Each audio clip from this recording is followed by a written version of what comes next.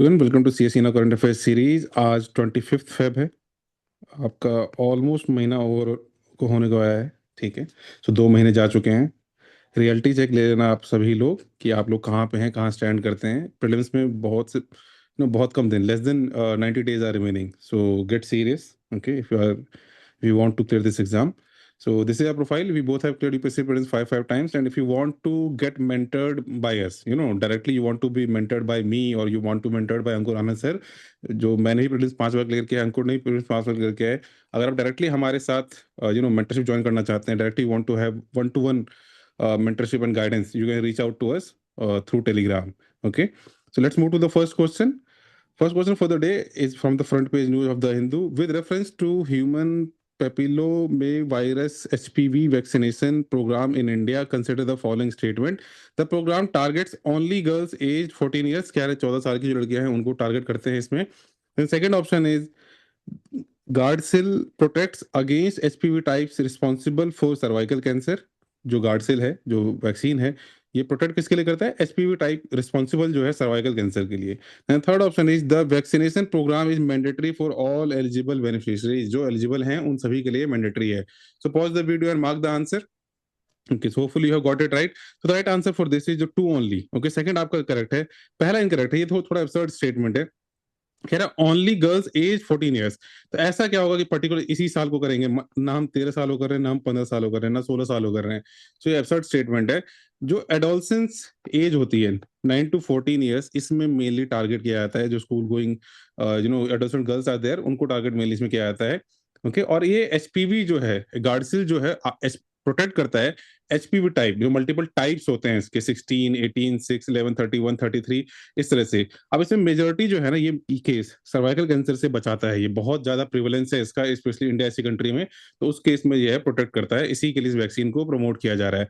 No understand this thing. इस तरह की चीजें मैंडेटरी नहीं होती हैं. This is not mandatory. ऐसा नहीं कि जबरदस्ती आपको लेना ही पड़ेगा. ये वॉलंटरी है, मतलब आपकी चॉइस है. Okay, at times it can feel mandatory कि स्कूल में लगा रहे हैं तो, but it's not mandatory. Okay, then जो गार्डसिल है आपका, ये क्या है? ये आपका है क्वाड्रीवैलेंट वैक्सीन. क्वाड्रीवैलेंट वैक्सीन, तो आपको नाम याद रखना है कि ये वैक्सीन है. अगेन वही चीज कि ये आपका एचपीवी वैक्सीन कह लो, इस वायरस के अगेंस्ट वाली वैक्सीन है. और cervical cancer leading cause of cancer deaths है among women in India.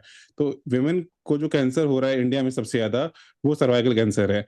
WHO इसको प्रमोट जो कहता है वही चीज, अर्ली एडोलसेंट एज. ओके, उस चीज में आपको प्रमोट करता है ये. और इक्विटेबल एक्सेस बढ़ाने की बात है. So A will be the right answer.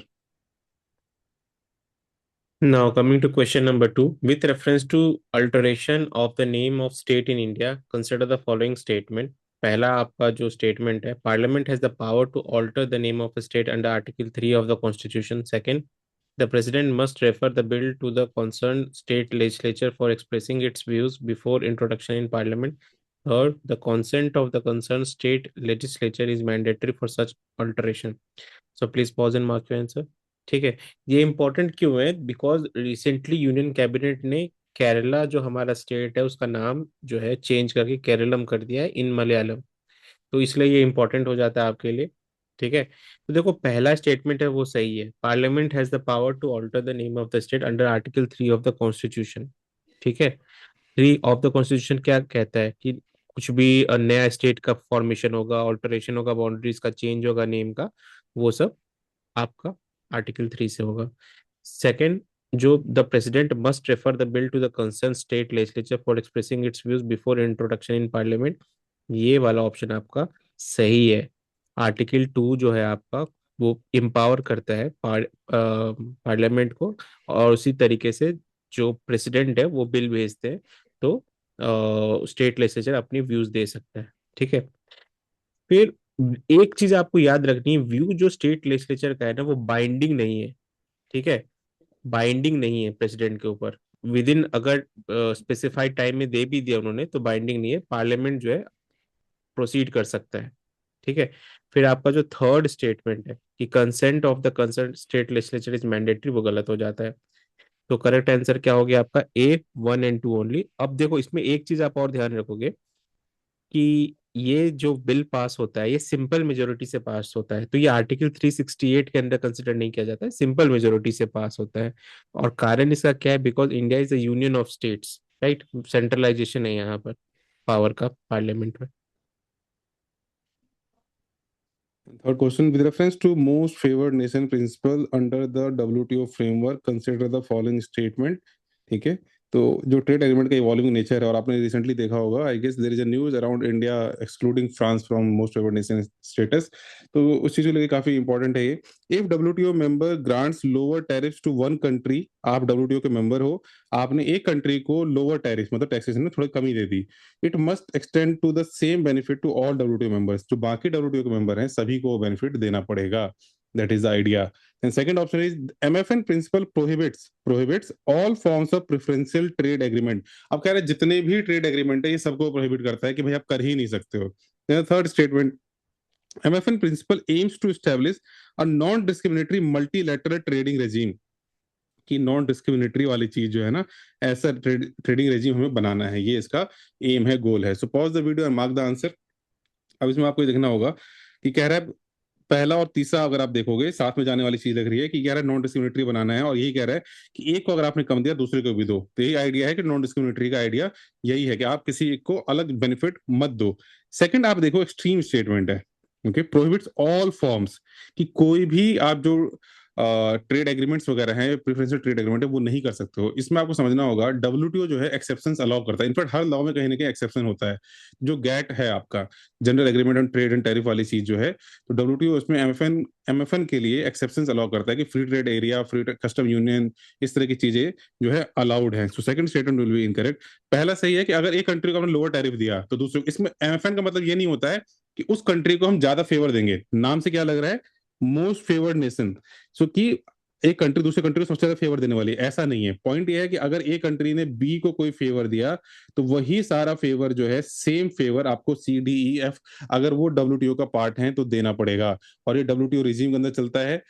MFN does not mean special favour, it का सिंपल मीनिंग है equal treatment to all member, जितने भी डब्ल्यूटीओ के मेंबर है सबका इक्वल ट्रीटमेंट है।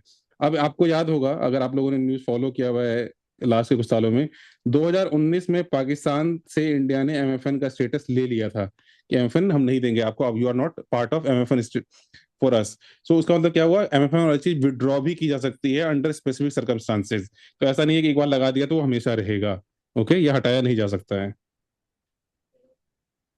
Now coming to question number 4, with reference to lapis lazuli in ancient civilization, consider the following statement। तो आपके पास तीन स्टेटमेंट है। पहला, lapis lazuli was sourced from Badakhshan in present day Afghanistan। Second, it was widely available locally in Mesopotamia and Egypt। Third, its rarity contributed to its association with divinity and sovereignty। So please pause and mark your answer। ठीक है, ये interesting article है, आप पढ़ सकते हो आज के न्यूज़पेपर में। तो पहला स्टेटमेंट आपका सही है, right. Lapis lazuli was source from Badakhshan in present day Afghanistan. ठीक है, अफगानिस्तान का ही पार्ट है। एंड मेसोपोटामिया आपका इजिप्ट, इंडस वैली, चाइना, हर जगह ट्रेड होता था। मेसोपोटामिया का जो मॉडर्न नेम है आप लोग कमेंट में बताएंगे।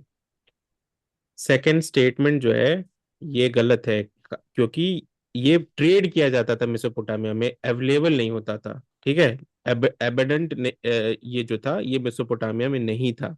ठीक है, वहां पे ट्रेड के बारे पहुंचता था। थर्ड जो है, its rarity contributed to its association with divinity and sovereignty, ये करेक्ट है।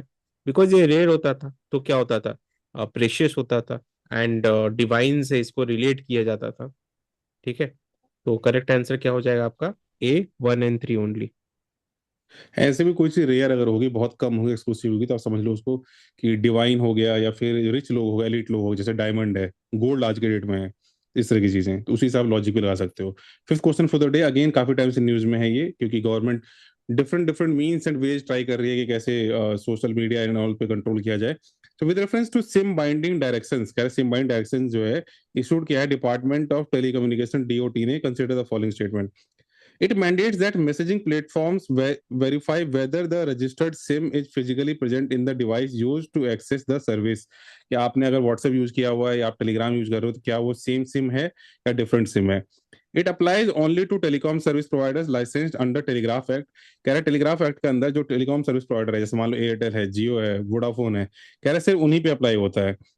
Then third option is it may require periodic log out, कि पीरियडिक लॉग आउट मतलब क्या होता है कि 5 घंटे, 6 घंटे में, 8 घंटे में आपको लॉग आउट कर दिया कि दोबारा लॉग इन करो।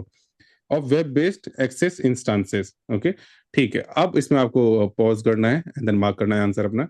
Okay, right answer for this is third option आपका करेक्ट है कि आपको मान लीजिए हर 6 घंटे पे 4 घंटे पे, इससे क्या होता है कि कोई बॉट यूज नहीं कर रहा, कोई मिस यूज नहीं हो रहा।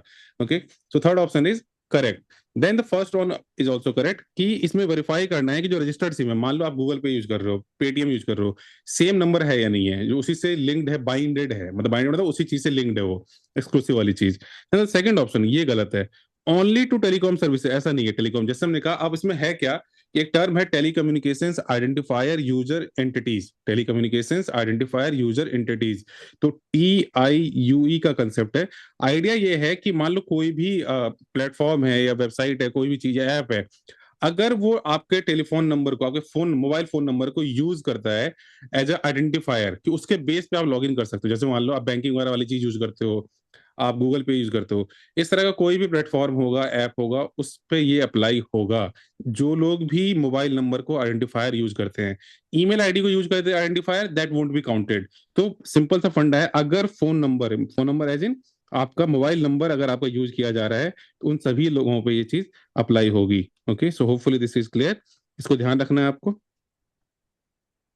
Now, coming to question number 6, with reference to the RTI Act 2005, consider the following statement. तो आपके पास तीन स्टेटमेंट है। पहला, the act applies to all constitutional authorities and bodies substantially financed by the government. Second, information relating to personal matters can be disclosed under the act. Third, the act covers non-governmental organizations substantially financed directly or indirectly by government fund. So please pause and mark your answer. ठीक है, तो देखो पहला statement जो है ये क्या कह रहा है, act applies to all constitutional authorities and bodies substantially financed by government, ये सही है। ठीक है, पब्लिक अथॉरिटीज पे अप्लाई होता है ये act. Second, information relating to personal matters can be disclose under the act, ये भी सही है। जो इंफॉर्मेशन रिलेटेड टू आपका पर्सनल मैटर्स है ये भी डिस्क्लोज किया जा सकता है, अगर वो लार्जर पब्लिक इंटरेस्ट में जस्टिफाई होता है डिस्क्लोजर, ये क्लॉज है इसके अंदर। If in larger public interest it justifies disclosure, तो डिस्क्लोज किया जा सकता है। Third, the act covers NGO substantially finance directly और इनडायरेक्टली बाय गवर्नमेंट फंड, ये भी सही है। ठीक है, जो भी आपके सब्सटेंशियली फाइनेंस्ड एनजीओ होते हैं वो भी कवर होते हैं। करेक्ट आंसर हो जाएगा D1 2 3। अब एक चीज आप ध्यान रखो, जो हमने पहले भी बोला था, इंफॉर्मेशन जो है वो 30 डेज में प्रोवाइड होना चाहिए, एंड 40 आवर्स अगर लाइफ और लिबर्टी का इशू हो तो 48 आवर्स में RTI का रिस्पॉन्स मिल जाना चाहिए। और अपील जो होगा वो CIC के सामने होगा, सेंट्रल इंफॉर्मेशन कमीशन या स्टेट इंफॉर्मेशन कमीशन। ठीक है, correct answer is D1 2 and 3। Okay, so on that note, thank you everyone, do like, share and subscribe. Thank you.